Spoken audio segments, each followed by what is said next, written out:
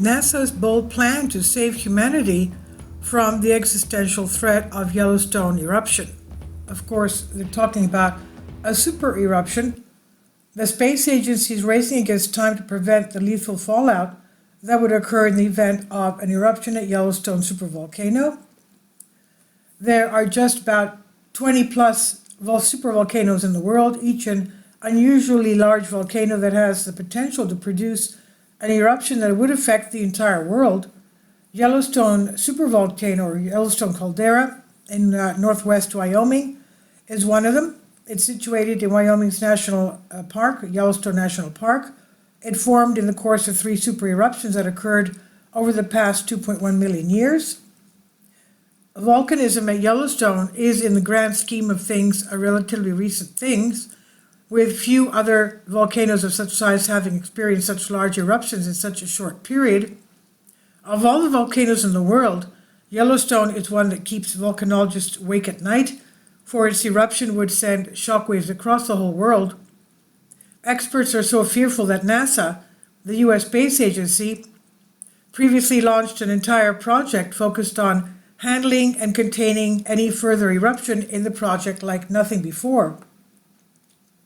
The plans drawn up by NASA scientists would not only spare the world from a deadly super eruption, they said, but also transform Yellowstone into a source of electric power. Documents drawn up in 2017 were shared with BBC, with Brian Wilcox of NASA's Jet Propulsion Laboratory, JPL, at the California Institute of Technology, Caltech, explaining, "I was a member of the NASA Advisory Council on Planetary Defense, which studies ways for NASA to defend the planet from asteroids and comets. I came to the conclusion during that study that the supervolcano threat is substantially greater than the asteroid or comet threat.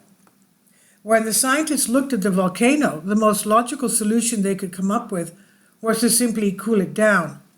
A volcano the size of Yellowstone is essentially a giant heat generator with enough power inside it to match 6 industrial power plants. Some 60 to 70% of this heat is currently leaked from the volcano, however, seeping from within the surface's cracks and emitting into the atmosphere."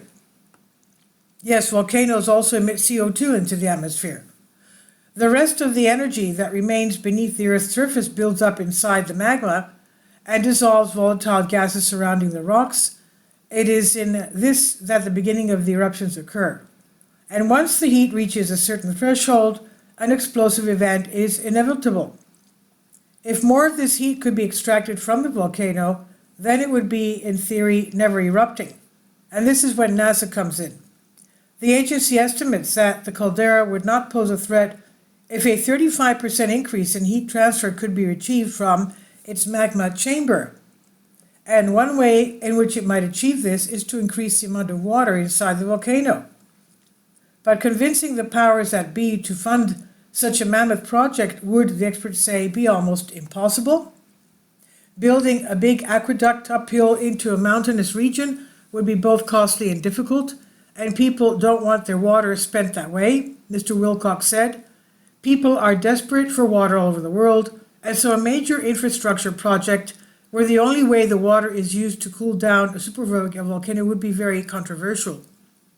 The most viable plan, in their view, would be to drill a hole some 10 kilometers into the supervolcano and pump the water down at high pressure. The returning circulating water would come out at a temperature of 350 degrees Celsius, and so slowly but surely extract heat from the volcano," they explain. While the project would cost a staggering over $3 billion, politicians may be more swayed by the potential financial incentives attached to it. Wilcox explained, "Yellowstone currently leaks around 6 gigawatts in heat. Drilling through in this way, it could be used to create a geothermal plant which generates electric power at extremely competitive prices. And you would have to give the geothermal companies incentives to drill somewhere deeper and use hotter water than they usually would, but you would pay back your initial investment and get electricity which can power the surrounding areas for a period of potentially tens of thousands of years. And the long-term benefit is that you prevent a future supervolcano eruption which would devastate humanity, he says. There are several risks associated with this method, not least triggering an eruption. And rather than drill through the top of the magma, scientists believe that coming in through the lower sides and at the boundaries of the national park would help to mitigate any serious adverse consequences. The problem rests with the questions of how long this solution might last. Decades, hundreds of years, thousands of years, it's impossible to say. With a project like this, you'd start the process, and the main ongoing benefit you'd see in everyday terms is this new supply of electric power, Wilcox says.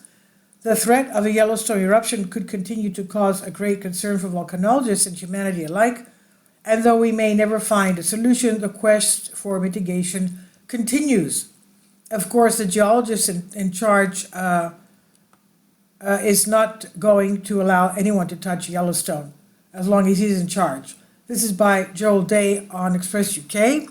Please leave your comments. Thank you for your support. Kindly support my Patreon account. The daily posts are 5 videos daily, and they are totally different from what I have on my YouTube channel.